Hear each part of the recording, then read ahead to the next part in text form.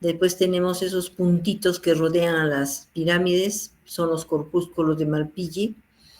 Después viene la zona medular, que es mucho más abajito, ¿no?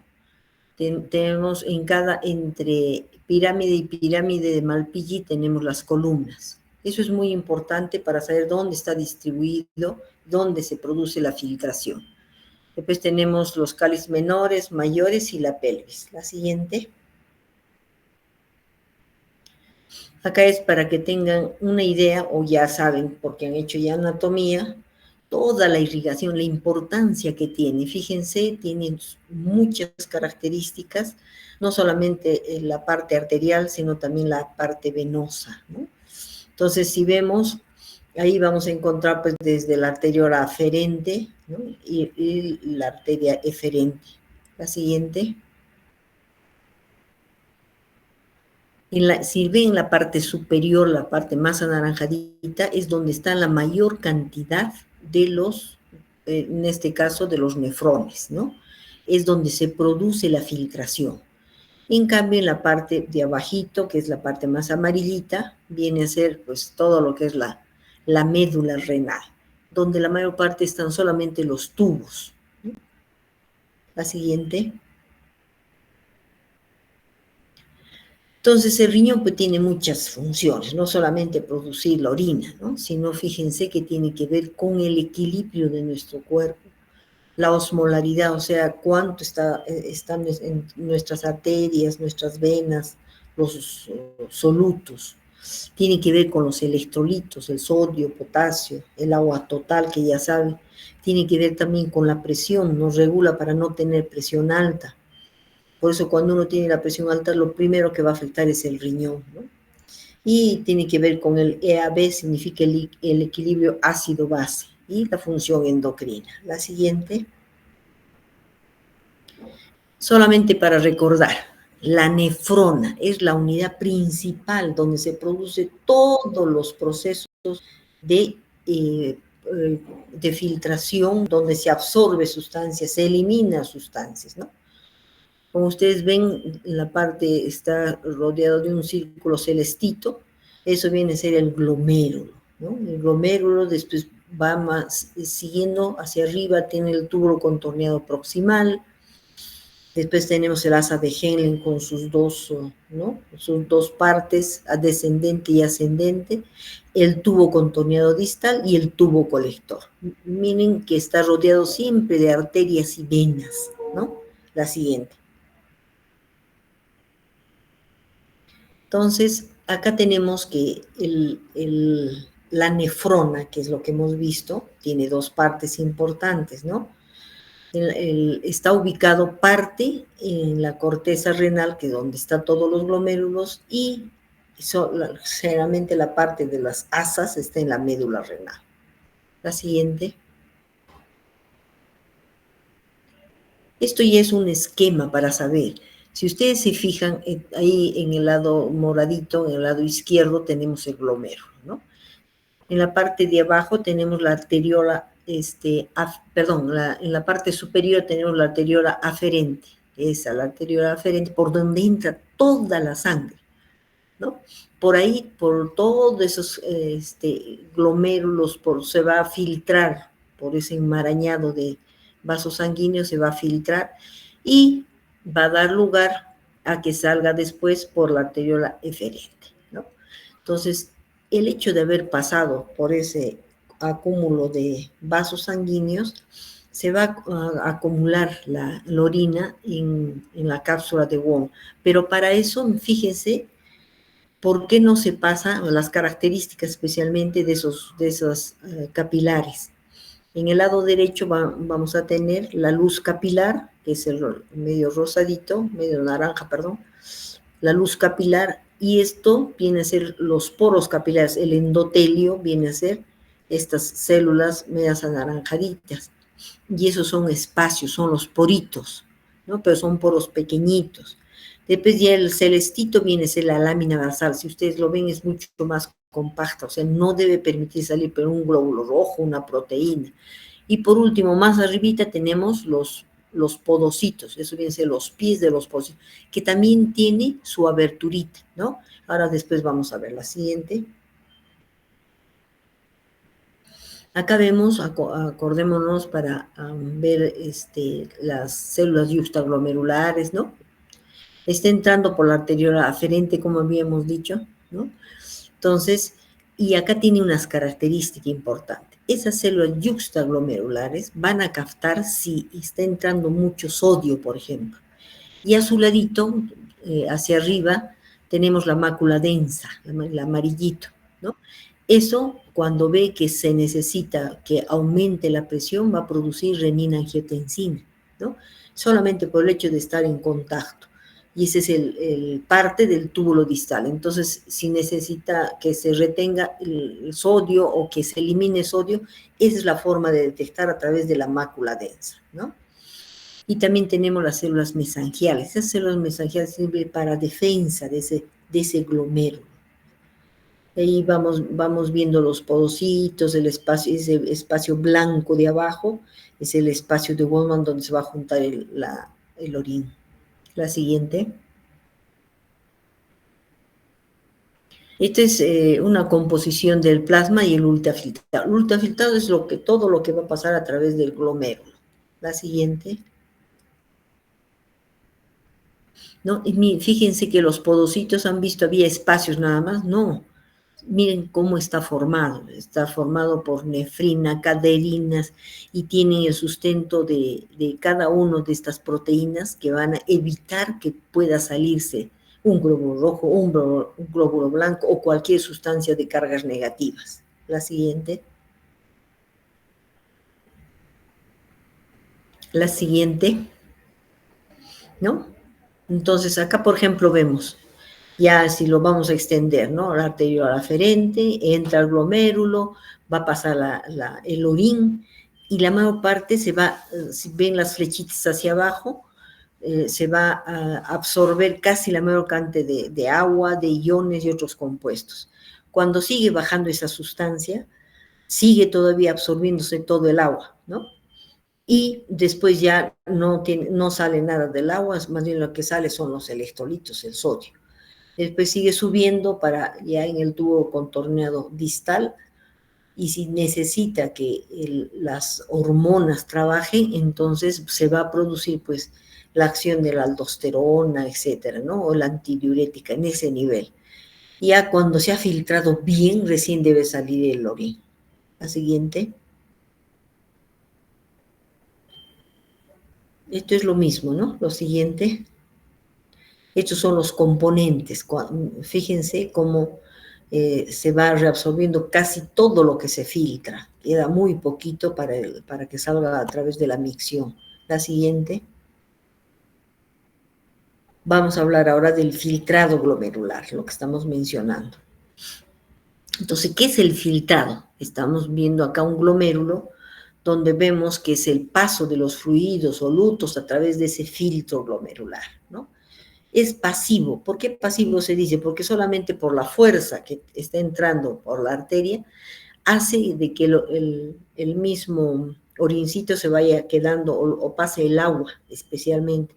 Y también la arteriola eferente, la de arriba, está un poquito más cerrada. ¿Para qué? Para que le dé tiempo a filtrarse.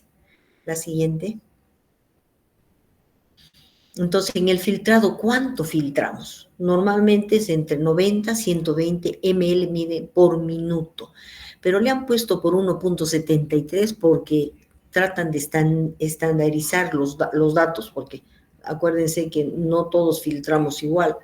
Entonces, como para estándar, utilizan esos datos, ¿no? Y en el día, ¿cuánto de líquido va a pasar por esos glomérulos? 180 litros, fíjense, ¿no? Pero no orinamos 180 litros, ¿no? Orinamos 1 o 2 nada más. Muy bien, en el filtrado, este filtrado del glomérulo que estamos viendo no debe tener ni una célula sanguínea. O sea, si yo encuentro hematuria en mi orina, significa que está alterado, ¿no? No debe pasar plaquetas, ¿no? No debe pasar proteína. Ahí pasan proteínas, pero son pequeñitas que no tienen que ver nada, ¿no? La siguiente. Ese filtrado glomerular es producto, como hemos visto, del ultrafiltrado. La pared del capilar es semipermeable porque hemos visto que tiene poritos, ¿no?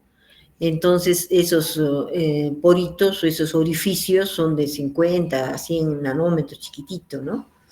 Hay una capa que recubre las células endoteliales y los podocitos, que es el glucocáliz que hemos visto lleno de células, especialmente a nivel de los podocitos. Y la membrana basal tiene una sustancia, es más sólido, tiene el heparansulfato, que tiene carga negativa. Acuérdense que la proteína tiene carga negativa y va a querer pasarse, filtrarse por el riñón, no va a poder porque también le ataja la membrana basal.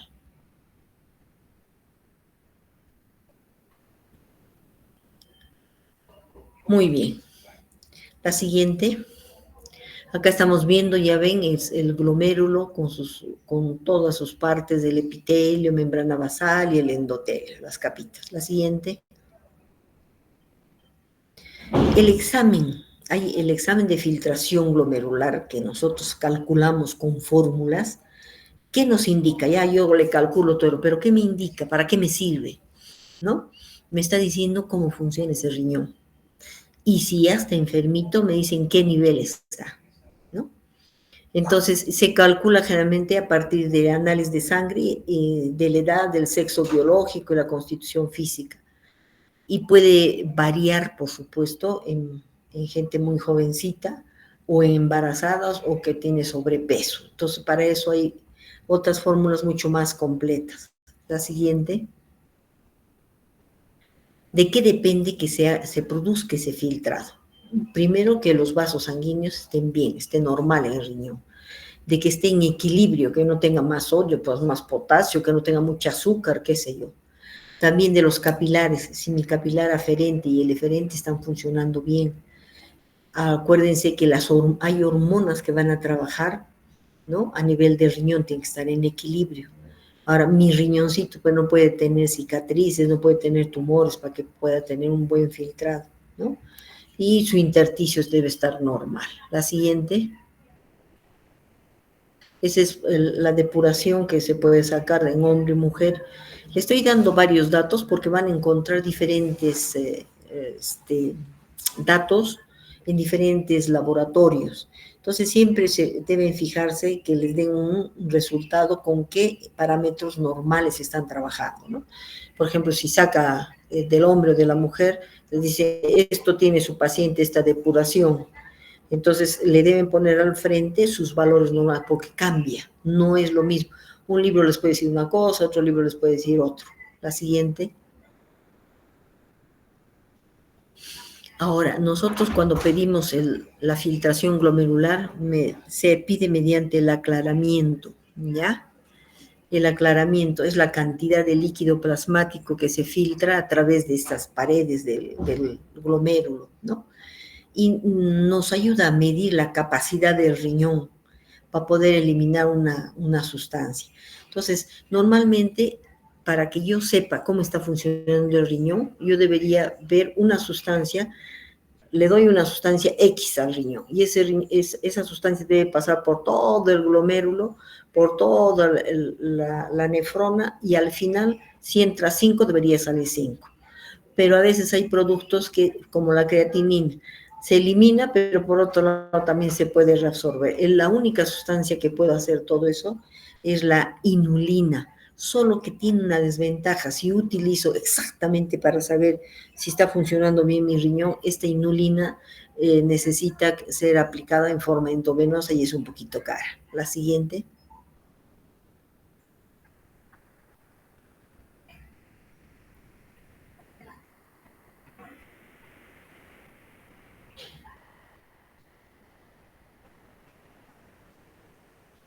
Muy bien.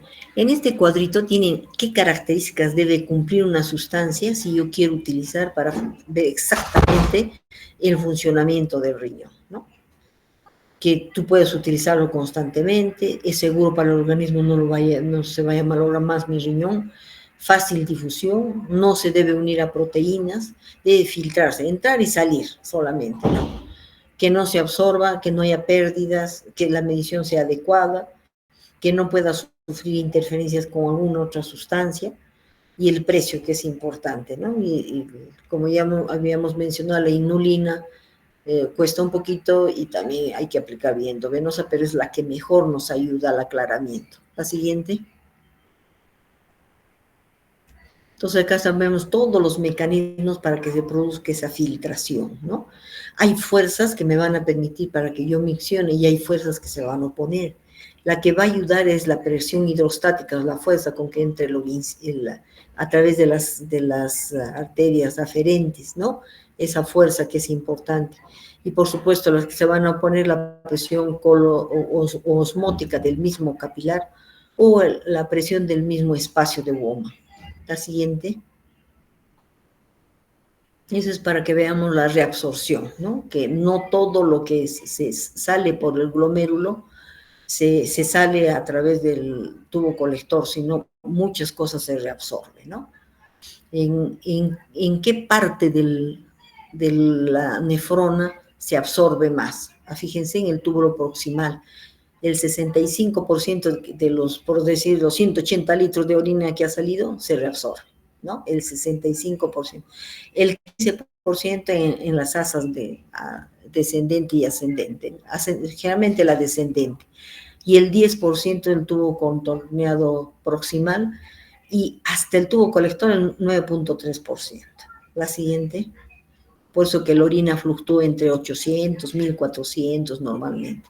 Estos son factores que afectan la dinámica. Es esa cosa que es tan simple, de que entra por una arteria y sale por el tubo contorneado distal y el colector.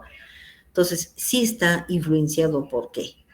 Por la actividad simpática, la epinefrina, ciclosporina, los antiinflamatorios, la angiotensina 2, la dieta con mucha carne, medicamentos que se usan para la presión, los bloqueantes de los canales de calcio. Fíjense, a nivel de las flechitas, cómo influye en su resistencia a la arteria aferente, en la resistencia a la arteriola eferente, en el flujo sanguíneo y el coeficiente. O sea, cuando ustedes tengan un paciente y vean que no está resultando bien lo que yo le he pedido, siempre pregunten qué medicamento, qué está tomando, la influencia que tiene. La siguiente, porque eso le va a cambiar su filtración glomerular.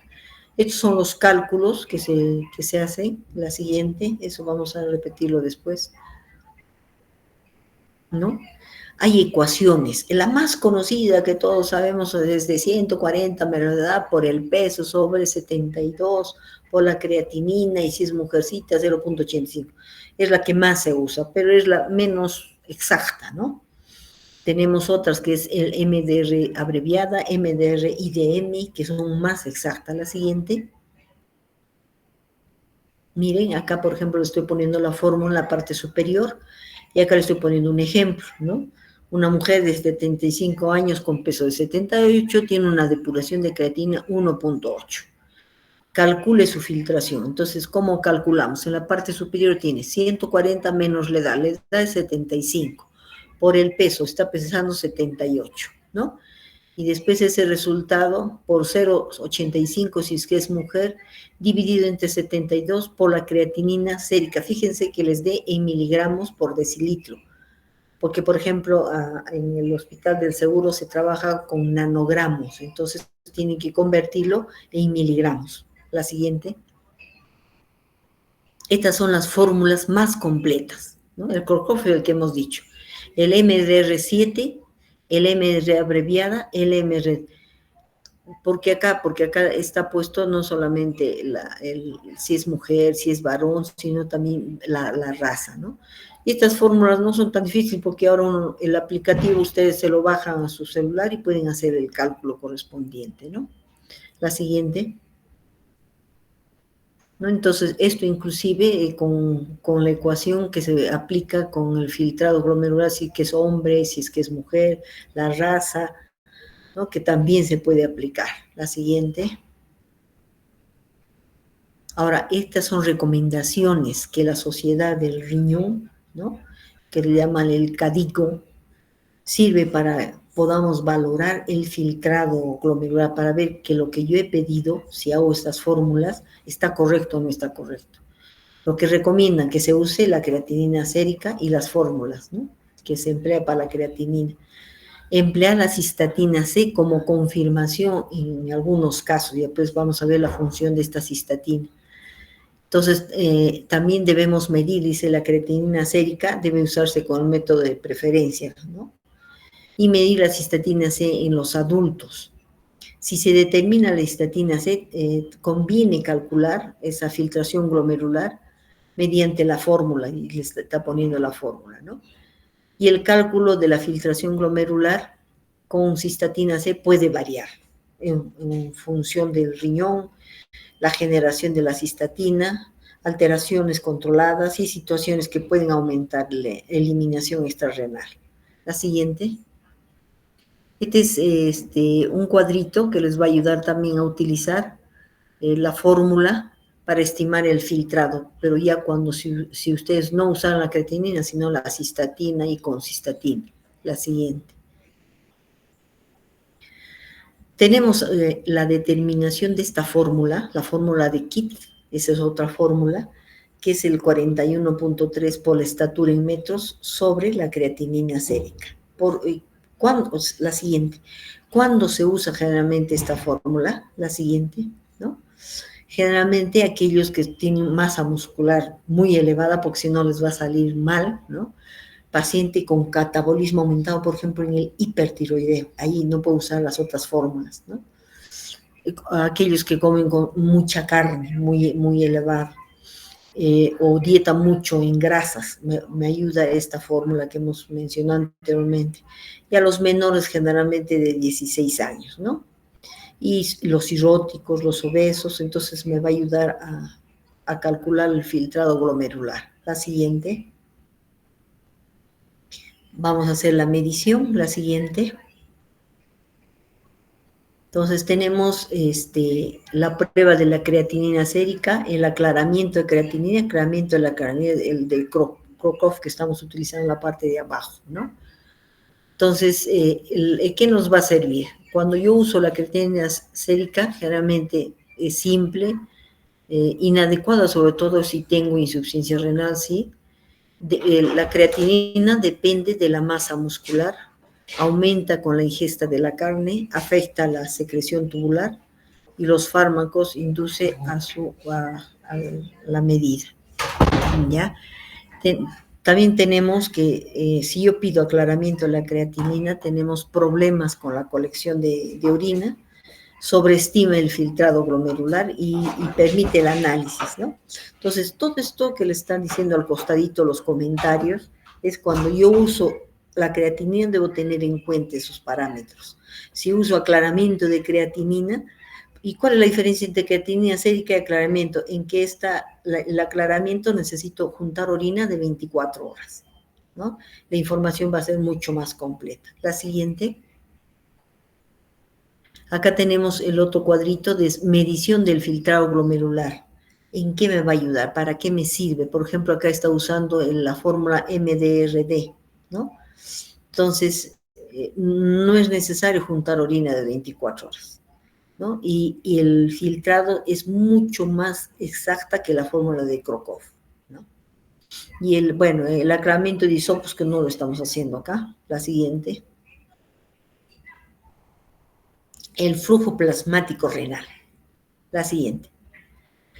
El flujo renal puede ser más o menos entre 800, que es el mínimo, a 1100 por minuto.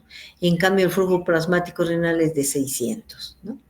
Entonces, hemos visto que la filtración glomerular es de 120, hemos visto inclusive 90, 120 por minuto por 1.73 metros al cuadrado. Este flujo sanguíneo generalmente no tiene que ver mucho con la perfusión de la sangre que pasa por el glomérulo. Si aumenta la presión de perfusión, se va a elevar la resistencia al flujo. ¿Qué significa? Si yo lo aumentara con fuerza para que pase por el glomérulo lo que va a hacer, va a ofrecer resistencia. ¿Para qué? Para que adentro del riñoncito se filtre normalmente, que no haya esa presión, ¿no? Entonces, y tenemos mecanismos, el mecanismo miógeno y mecanismos de retroalimentación. La siguiente.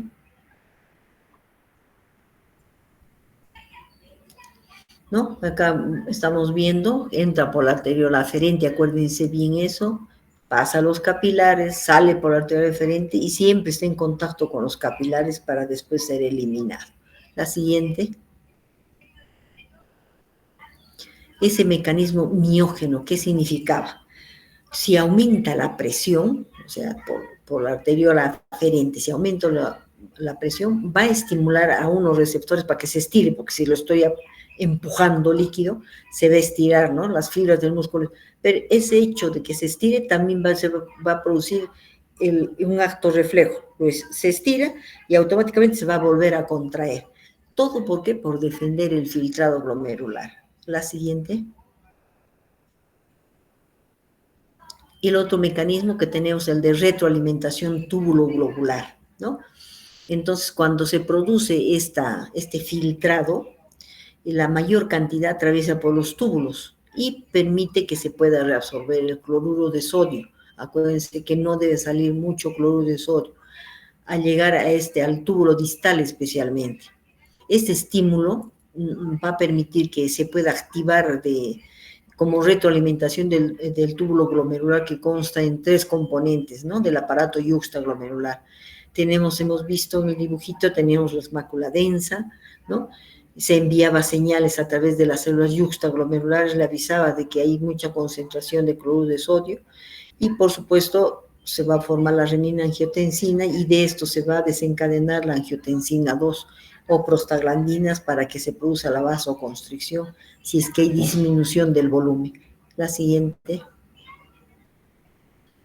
Esto es la reabsorción de los solutos. Se filtra, siempre se va a salir agua, sodio, cloro, bicarbonato, potasio, urea. Miren, en el filtrado, por ejemplo, está pasándose 180 litros, ¿no? Pero no orinamos 180 litros. Pero ¿cuánto se elimina? De 0,5 a 3, máximo 3 litros, ¿no? Se ha reabsorbido casi el 99%. Y así cada uno de estos elementos. La siguiente. La siguiente.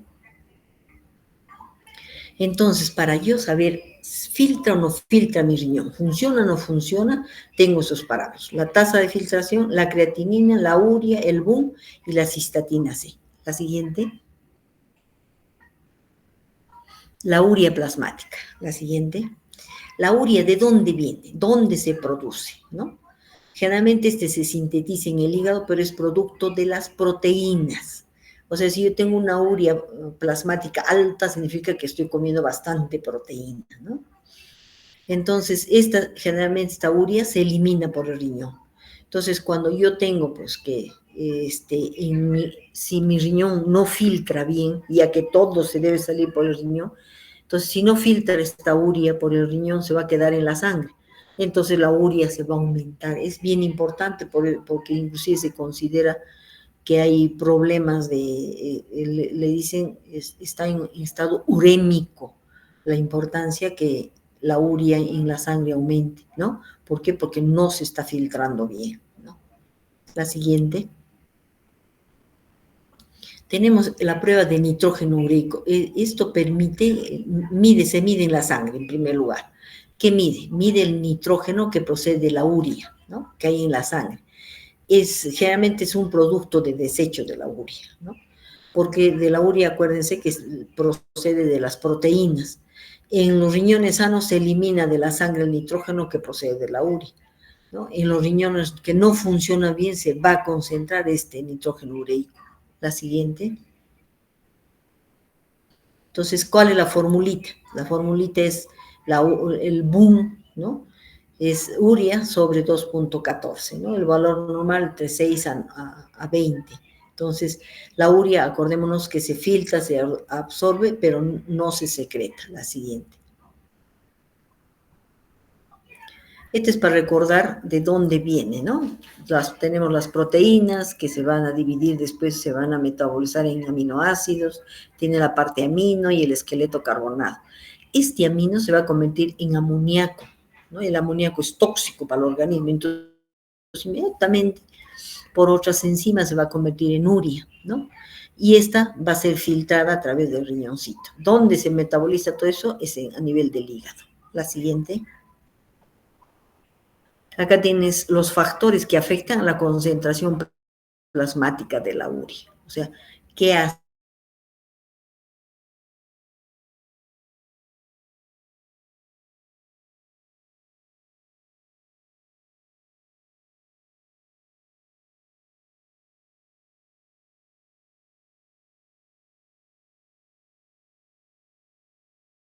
Si deriva del ácido de corticoides, cuando tengo liguria, o sea, si me sale una urea elevada, tengo que ver todos sus parámetros, ¿ya?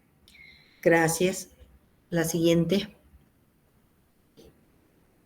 Ahora, ¿podemos encontrar que se eleve la urea y es falso? Sí. Cuando estamos en presencia de una sustancia que es la alantoína, cuando estoy tomando algún tipo de medicación como el ácido aminosalicílico, si yo estoy con hepatitis, ¿por qué? Porque ese hígado no está funcionando bien, entonces puede encontrar la urea elevada, pero no es porque esté comiendo, sino porque no está funcionando bien el hígado, ¿no? La presencia de lípidos, sulfas, tetraciclinas, etcétera. Y al revés, que de repente está muy bien, entonces hay que descartar que no esté tomando ácido ascórbico, que es la vitamina C, o algún medicamento levodopa, carbidopa, que se usa para el Parkinson, y la streptomicina en tuberculosis. La siguiente.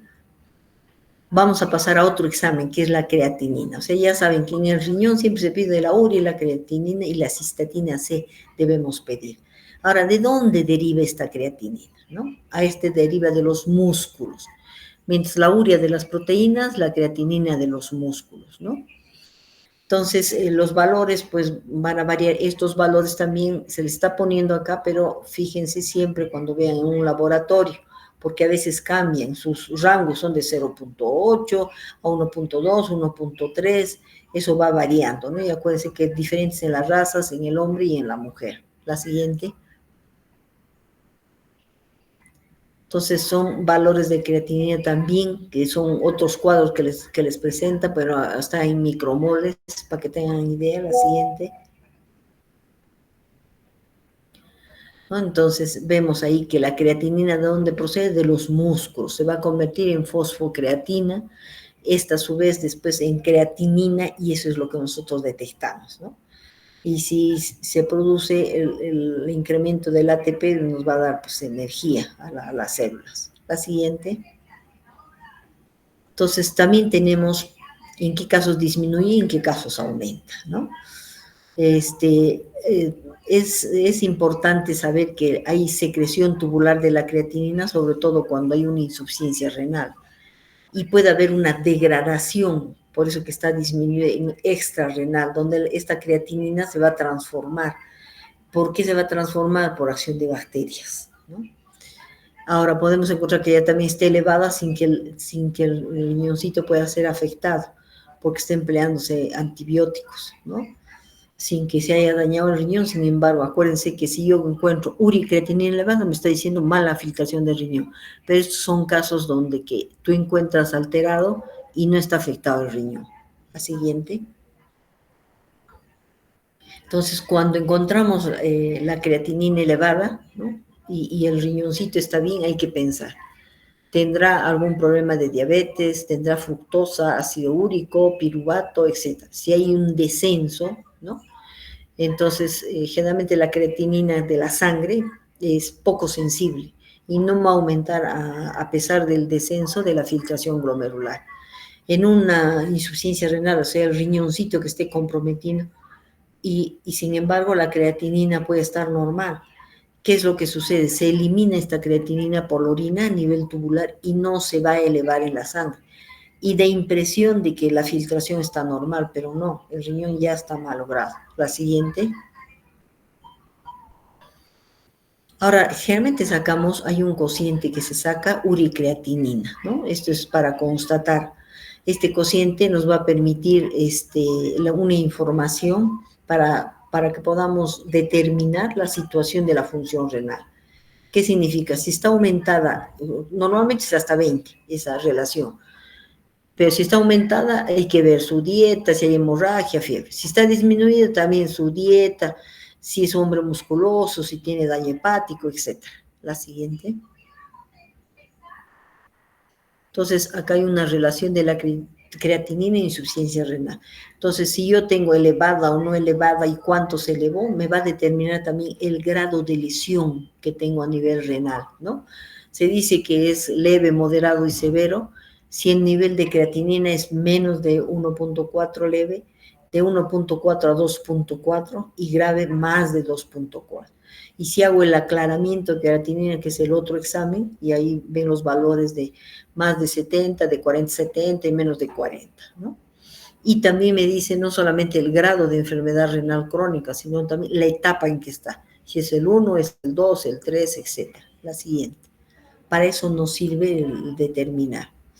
A ver, como tarea para ustedes, ¿cuál de los dos tiene alguna alteración del trazado de filtración glomerular? Este es el lado izquierdo, tienen al varón con 65 kilos, es un viejito, de creatinina 1.2 miligramos por decilitro. En el otro ven un gente joven, musculoso, tiene 50 años, con 100 kilos, buen peso, y tiene la misma creatinina. ¿Cuál de ellos tendrá alteración? Entonces hacen el cálculo, pueden usar la de Crocop o MDR, ¿no? Cualquiera de esos. La siguiente. Por último, la cistatina C. Esta cistatina, ¿quién lo produce? Hemos visto que la urea, ¿quién lo producía? Generalmente era producida por las proteínas. La creatinina producida por los músculos. La cistatina se forma de las células nucleares, o sea, todas las células nucleares pueden formar la cistatina, ¿no? Entonces es una proteína generalmente de bajo peso molecular. Y a nivel del túbulo proximal se reabsorbe casi totalmente, ¿no? En un proceso de endocitosis. Se ha visto que puede ser elevada al nacer, pero a partir del año ya se estabiliza. El aumento de esta cistatina indica que la filtración está disminuida, está mal funcionando. O sea, si aumenta la cistatina, la filtración está mal, ¿no? Entonces hay una relación de que si sube la cistatina, la filtración va a bajar. La siguiente significa daño renal. La siguiente. Entonces, también podemos encontrar la cistatina que esté disminuida, por ejemplo, en hipotiroidismo, ¿no? O que esté muy elevada, al revés, hipertiroidismo con corticoides, ¿no? Sin que se altere el riñón, ¿no? Esas son las causas. La siguiente. Acá vemos los estadios de la enfermedad renal crónica, los valores de la filtración glomerular y los niveles de cistatina relacionados. La primera columna dice estadio de la enfermedad renal crónica. Hay 5 estadios para que vayan viendo, ¿no? En una enfermedad renal crónica. Y te dice, ¿no? En la descripción, el filtrado glomerular es normal o está elevado, puede estar ligeramente elevado. Y la filtración es mayor a 90, ¿no? Y acuérdense de cuánto era, de 90 a 120, todavía estaba dentro de lo normal. Y la cistatina es menor de 0 puntos. Y así va, la filtración va a ir disminuyendo hasta que hay el 5, el fallo renal, ¿no? Lo mismo, el filtrado glomerular que era entre 90 a 120 normal, va a ir bajando, ¿no? Eso significa, va bajando la filtración, mayor daño. Y las cistatinas, lo ven, si estaba 0,5, miren acá 4, o sea, va aumentando a medida que se va dañando el riñón. La siguiente. Muy bien.